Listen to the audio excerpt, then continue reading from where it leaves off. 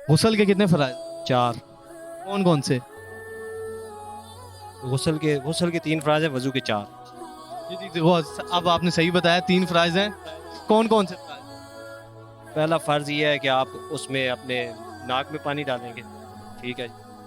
दूसरा ये है, उसमें आपने अपने बदन पे ऐसे पानी डालना है कि बाल बराबर जगह भी खुश्क ना रहे आपकी, ठीक है जी। और तीसरा ये है कि आपने गले ये जो कुली करनी है यहाँ तक करनी है ना, गरारे करने बेसिकली। जी। जी नाज़रीन, 3 फ़राइज़ हैं जिनमें से एक आपका नाक में पानी डालना है, जो आपकी नाज़ुक है वहाँ तक जाना चाहिए, ठीक है? और दूसरा है कि आपने गले में गरारे करने हैं, पानी करना है ताकि वो खुश्क ना रहे। और तीसरा पूरे जिस्म पे आपने पानी इस तरह बहाना है कि आपका एक बाल भी बराबर जगह भी जी, खुश्क ना रहे। खुश्क ना रहे। अच्छा, वज़ू के कितने फ़राइज़ हैं? 4 फ़राइज़ हैं। कौन-कौन से? वज़ू में सबसे पहले जो है जी, आपने बिस्मिल्लाहिर्रहमानिर्रहीम पढ़ के अपने हाथों को धोना, ठीक है। हाथ आपके ये खून नहीं होता, बिल्कुल इसमें बाल बराबर जगह खुश्क नहीं रहनी चाहिए। दूसरा उसमें मस है, ठीक है। तीसरा उसमें नाक में पानी डालना और कुली करना है। चौथा आपका जो ये पाँव है, आपने पाँव को ऐसे धोना है कि उनके अंदर भी बाल बराबर जगह खुश्क ना रहे। थोड़ी-सी आपकी तरतीब आगे पीछे होगी, मैं बताता चलूँ। आपने मुँह धोना है, कोहनियों तक हाथ धोने जी, हैं, जी, बिल्कुल। मसका करना जी, है और बिल्कुल। इसी अपने तक इसी इस तरह। और पहले मुझे बता दें कि खुलाफाए राशिदीन, पहले 4 खुलाफाए राशिदीन कौन-कौन से? सबसे पहले उसमें हज़रत अबू बकर सिद्दीक़ रज़ी अल्लाह ताला अन्हु है। दूसरे नंबर पे हज़रत उमर फ़ारूक रज़ी अल्लाह ताला अन्हु है। तीसरे नंबर पे हज़रत उस्मान गनी रज़ी अल्लाह ताला अन्हु है। और चौथे नंबर पे हज़रत अली रज़ी अल्लाह ताला अन्हु है। ज़बरदस्त है कि हम जब सवाल करते हैं दीन से रिलेटेड, तो बहुत से लोग पहले तो गुस्सा का कुछ कर जाते हैं और कुछ लोग वैसे ही छोड़ के भाग जाते हैं। ठीक है? अगर बीच में हम जवाब करें तो वो कहते हैं भाई कैमरा बंद, हमारी रिकॉर्डिंग ना डालो। ऐसा क्यों हो गया? असल में सबसे बड़ा अलमिया जो हमारे अंदर है वो ये है कि हम दीन से दूर होते जा रहे हैं। दीन की बेसिक बुनियादी तालीमात से, ये जो आप अभी वज़ू और गुस्ल के फ़राइज़ मुझसे पूछ रहे हैं, आप यकीन मानिएगा कि मैंने ज़ाती तौर पे भी मुशाहिदा किया है इसका, कि एक दफ़ा मैं एक किताब की दुकान पे बैठा हुआ था, तो मैंने उससे इसी तरह अचानक सवाल कर लिया। अचानक सवाल करने से बाद दफ़ा बंदा कन्फ्यूज़ भी हो जाता है ना, लेकिन कम अज़ कम उसे इतना पता होना चाहिए, 3 हैं, 4 हैं, कुछ फ़राइज़ तो होते हैं ना। तो उसमें से कुछ लोग तो ऐसे थे जिन्होंने मुझे वज़ू के फ़राइज़ या गुस्ल के फ़राइज़ वो बिल्कुल ही बता ही नहीं सके।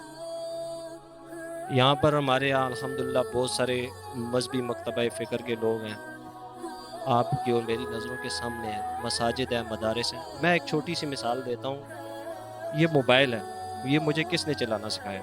टच मोबाइल या दूसरा बटनों वाला मोबाइल।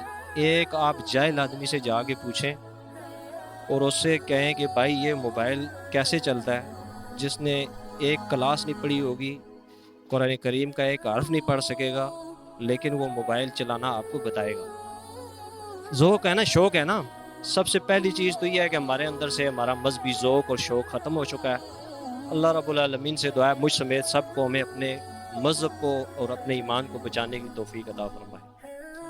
तो यही वो चीज़ है जो हमारे मुआशरे से नापीद होती जा रही है। अब हमारा फ़र्ज़ ये बनता है आप जैसे नौजवानों का, देखें 6 कलमे हैं, अब छठा कलमा अगर हम पढ़ें तो उसमें सीधी-सीधी ये जो आज हमारी सियासत चल रही है, इसकी नफ़ी कर रहा है। अब छठे कलमे का अगर हम तर्जुमा यहाँ से किसी से पहले का भी बड़ा मुश्किल है, लेकिन छठे का जब हम पूछेंगे तो हमारे बड़े-बड़े सुरमा और उलमा भाग जाएँगे। उसमें है हम झूठ से, बहतान से, इल्ज़ाम तराशी से, इन चीज़ों से हम पनाह मांग रहे होते हैं, किसकी? अल्लाह की, ठीक है। चुगलखोरी से, ग़ीबत से, और यही हमारे मुआशरे के बहुत बड़े फ़साद हैं जो इस वक्त जारी हैं। देखिए ना, एक नौजवान था, मैं आपको एक वाक़या सुनाता चलूँ। एक दफ़ा मैंने उस नौजवान से पूछा, मुझे कहता है यार ये कोई हीरो है इंग्लिश फ़िल्म्स का ना, इसकी मुझे अक्स बना दो, तस्वीर बना दो। मैंने कहा यार ये कौन है? मुझे नहीं पता। कहता है फ़लाँ हीरो है ना। मैंने कहा अच्छा मुझे एक सवाल का जवाब दो कि ये जो हज़रत उमर रज़ी अल्लाह ताला अन्हु हैं, उनके बारे में आपको कुछ पता है? खामोश। मैंने कहा अच्छा, ये जो अभी के दौर में गुज़रे हैं, मोहम्मद बिन कासिम, सुल्तान सलाउद्दीन अयूबी, नूरुद्दीन जंगी, इनके बारे में आपको कुछ पता है? वो खामोश हो गया।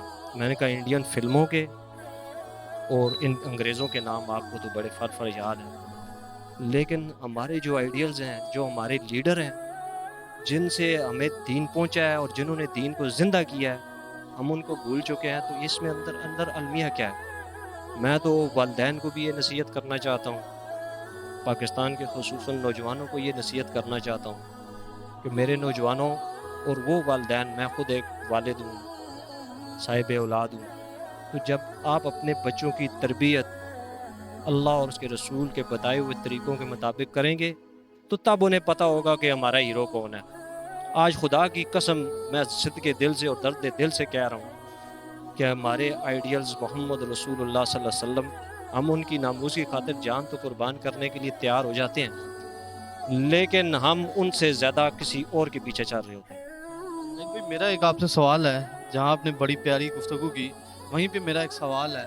हमारे दरमियान सुल्तान अयूबी नहीं पैदा हो रहे, हमारे दरमियान मोहम्मद बिन कासिम नहीं पैदा हो रहे, इसका मेन रीज़न क्या है? इसकी सबसे मेन रीज़न है रिज़्क़े हराम। इसके राम, और दूसरा आप देखें हमारी वालदैन या माँ जो होती है, देखे ना, खासकर मैं आपको बताता वो हूँ जो स्टोरीज बयान कर रही थी जी, वो जी। अंग्रेजों की मैं बताता हूँ आपको। देखें कि शैतान जब आपको किसी चीज़ के अंदर डालने की कोशिश करता है तो सबसे पहले आपके मुंह में वो हराम का लुक़मा दाखिल करने की कोशिश करता है। पाकिस्तान का निज़ाम इस वक्त सूदी मईशत के ऊपर चल रहा है। गाए बगाए हमारा हर फर्द, चाहे वो नेक है या बद है, वो इस सूद के साए के नीचे आ चुका है, जिसकी वजह से कौम के अंदर, जब आप कौम के लोगों को हराम खिलाओगे, ये हुक्मरानों का फ़र्ज़ होता है, लेकिन हुक्मरान अगर सोए हुए हैं तो फिर अवाम का फ़र्ज़ होता है कि वो बेदार हो जाए। तो हम अगर बेदार नहीं होंगे, देखें अगर आप सूदी निज़ाम से नफ़रत नहीं करते हो, उसके ख़िलाफ़ बंद नहीं बांधते हो, उल्टा उसके हमायती बनते हो और ऐसे लोगों का साथ देते हो, तो आप भले जाके मेरे ख़्याल में ग़िलाफ़े काबा के अंदर लिपट कर अल्लाह से दुआएं करें। खुदा की कसम चैलेंज करता हूँ सारी दुनिया को कि मुझे ये बताएं कि आपकी दुआ कबूल होगी। कोई माई का लाल पैदा हो जाए जो ये कहे उसकी दुआ कबूल होगी, उसकी इबादत कबूल होगी, उसकी रियाजत कबूल होगी, सुल्तान सलाउद्दीन अयूबी पैदा होंगे या नूरुद्दीन जंगी पैदा होंगे? नहीं होंगे, कि रिज़्क़ के अंदर हराम आ चुका है।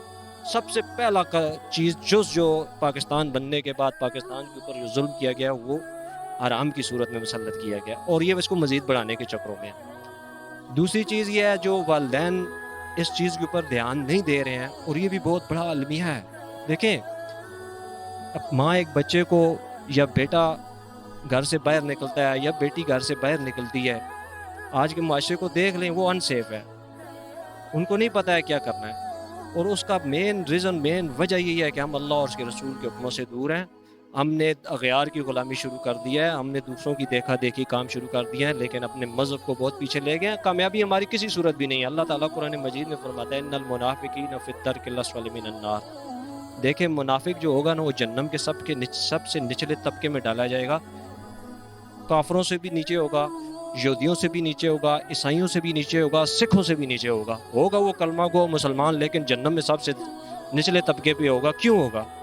सब कुछ समझते हुए, जानते बूझते हुए अल्लाह उसके रसूल के साथ बगावत कर रहा होगा, और अलमिया यही है कि आज हमारे मुआशरे के अंदर ये मुनाफिकत चल रही है।